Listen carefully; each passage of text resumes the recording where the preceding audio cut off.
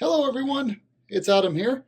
The bike's still apart, but we're about to wire up the Billy brake light to the clear water can opener. So and as you can see, it's already staged back here. But I wanted to get everything installed. That basically what I want to do is I want to install stuff that can not be taken back off again. So we're at a point now where we can install this little number. This is the Touratech rear splash guard. They market it as sort of nice to have if you're going to remove the possum scraper that goes over the rear wheel, which I'm not going to do. This is a nice way to sort of keep rocks from throwing up to the guy behind you. When you order this, it just comes with a plate. And that's okay because you get a second package here, which is spacers and bolts. So you'll notice the part numbers are almost identical. You've got 5000 and 5001. So they're the same product family. That's how I ordered a lot of Touratech stuff, so I was trying to figure out what the heck I was looking at. So the only complaint I have with this is going to be that there is a Touratech logo there. I'll probably end up painting over it, but let's go and get the install done.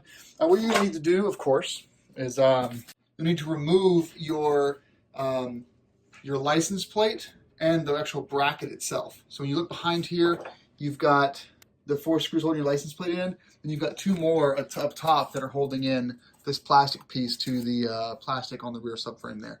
All right, let's get started. Now that we've removed the license plate, we have 3 T25s right there, dead center. So we're going to remove these with our Wera L key. Pretty simple job, and then we'll go from there. You're putting the OEM license plate bracket on top with another smaller spacer. So you're kind of, I think the spacers are for the Adventure model because it's meant to clear the OEM pannier racks. So you'll notice there's 2 different instructions for this. One is for the every other GS, and then there's the Adventure spec. So for the Adventure, you got these spacers included. For the non-Adventure, you just have normal bolts. I saw there were actually 2 sets of instructions on the Touratech's website. We're going to use the spacers because it came with them, and we're on an Adventure. You see here, 2014 Adventure. But you may not have to use the spacers if you want a really tight fit with the support brace that goes like underneath your bike. All right, let's get started with rigging up the first step of this, which is the back piece, the nuts. Before we get started, there's actually 2 different kinds of bolts here. And if your bolts go into here and they don't really fit in, that's the wrong one. Use the ones that do fit straight through without any issues. Because they are the ones that, A, are longer by just a little bit, but it's just enough. But B, they also fit through these washers that are thicker. Because you want the thicker washers to go through here, like that. So, discard these. These are what you're going to need for the back side, these smaller guys. So once again, bigger washer and bigger washer straight through like that. On the back side of these, you are going to put in the 3 small spacers. So just like this. It's kind of hard to do because you've got loose bolts here, but this is how you gotta do it. And then from there, let's move her to the back. Just like that. Now on the rear, don't turn this all the way over because you're gonna lose your bolts. We're gonna put in 3 larger spacers on the back side of the Touratech guard. There's 1, 2, and 3. And now this goes right into the rear here of the tail. And what's going to happen here is you are bringing this away from the body of the bike, which means that you're going to have issues with the LED illumination, I think, of your license plate, which is required by law to have that lit up. So, you know, this installation says it requires spacers, but if you use the spacers, you may have a bad time. Now, these instructions are actually a little bit wrong, I would say, because if you look at the rear of this, you're not going to use the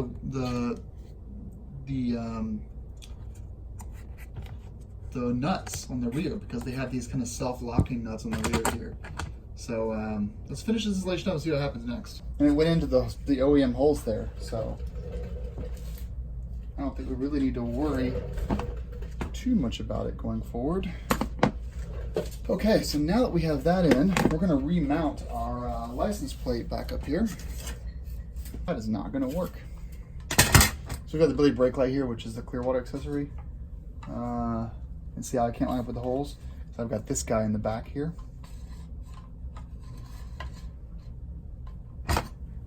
So that means this mod will not work for me. Big surprise. But hey, for you guys online, you can see how this looks. I'm gonna remove it and sell it. I kind of like it, don't you? So here's on the sides. And up top. So, you know, it looks pretty good. The issue is just gonna be this guy here. My Billy brake light won't work there. And you can see the rear here, how this mounts. And then these kind of go into those OEM holes right there. So it works. Two issues you're gonna have. The first one is your LED right here that illuminates your license plate is gonna be off a bit right there. So it's a little bit further back. You're losing some reflectivity here for this DOT reflector. And then finally, if you have Billy brake light, it's not gonna work. One thing I could do to make it work would be to put a hole right through here and then run the Billy brake light straight through it. So it took a little, I think like a 3/8 or 1/4 inch drill bolt. We measured, I measured the, basically the distance between this hole and then where the cable comes out for the Billy brake light. The hardest part of this, choose here, the height. The hardest part of this was the getting these little pins in here that screw into the reflectors that I bought. Not on the top, but on the bottom, see? So I had to get some of those pliers and hold these in place. Well, I screwed that in. And yeah, it's done now. And then obviously the Billy brake light comes up to this hole here and out the top right there. So final product, pretty good. I hope I don't take it off though. I was actually gonna get a new custom plate this year, so I will have to remove this, but I'm gonna make sure, before I do that, I'll make sure the Jesse racks also fit with this. But hey, looks pretty cool. I'm gonna spray paint over the Touratech logo. Other than that, it's done. So just a little bit of drilling. You can see the hole right there. Not a big deal. It's aluminum, so.